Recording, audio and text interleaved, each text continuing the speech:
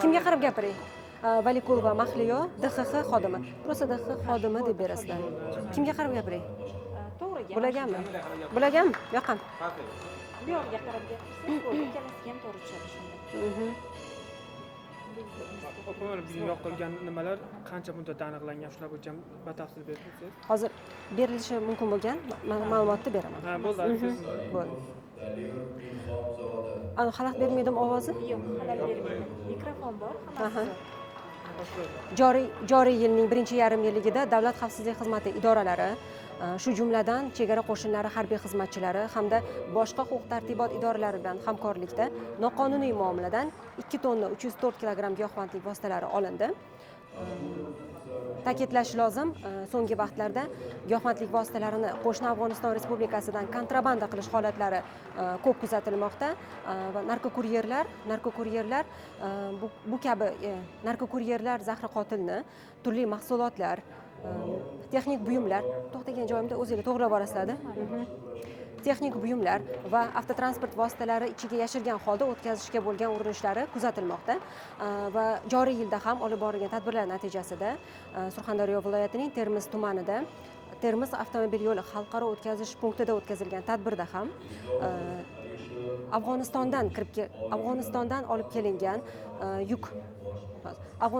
olib kelingan Dusan rusumli ekskavatorning yuk ko'targich qismiga yashirilgan 596 kilogramm gashish moddasi fosh etildi.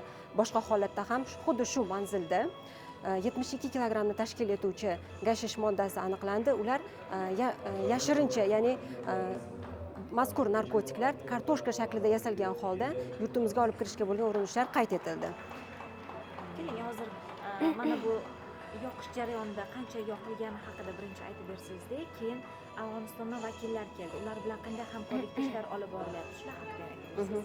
Tak, Afg'oniston bilan hamkorlik doirasi bo'yicha emas. Bunga hozir sizlar uni boshida berasizlar-ku baribir.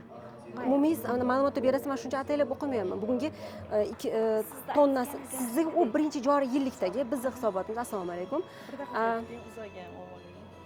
Buni ichkarida aytishgan Andijon, Toshkent viloyati. Bo'ldi, hozir gapiraman. Bular ham hozir qo'shiladimi? Bular qaysi nimadan? Bo'ldi, hozir davom etaveramiz, ularga ajinib beraman. Internet narko guruhlarga qarshi kurash.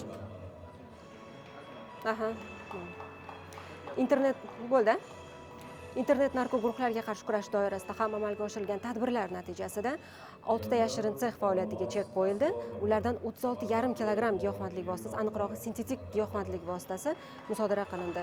Bu borada Andijon tumanida ham o'tkazilgan tezkor tadbirda 2 nafar shaxs tomonidan narkolaboratoriya tashkil qilganligi aniqlanib, ulardan katta miqdorda, ya'ni 26 kilogramm mefedron sintetik giyohvandlik vositasi, prekursorlar va kimyoviy xom ashyoviy dalil sifatida olindi. Bular 2026dagi. Bu oxirgi hisobotimiz. Undan oldingi o'tgan yil uchun ketdi. Bu yilgi nimaga ketadi? Kuchli ta'sir qiluvchi bo'yicha.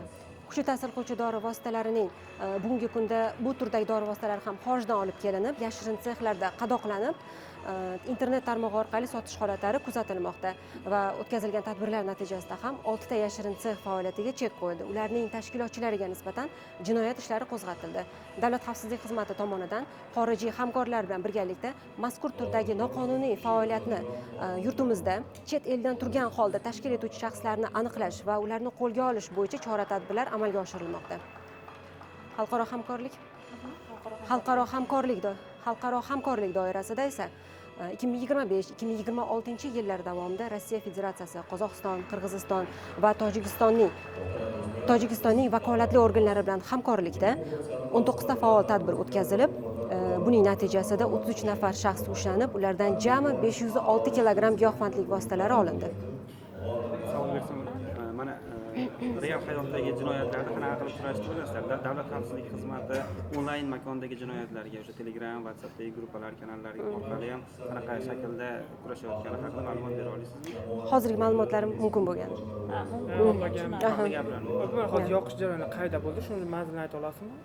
Zavodda bo'ldi, anaqa turba zavodi. U nimamizda bor-ku. Sizlarga bergan press-relizda bor hammasi. uni u ma'lumotni press relizdan to'liq Familiya olasizlar. aytyapsiz? Valiqulova Mahliyo, DXX xodimi. Bo'ldi, tushunarsiz. Rahmat, rahmat, sog' bo'linglar. Rahmat.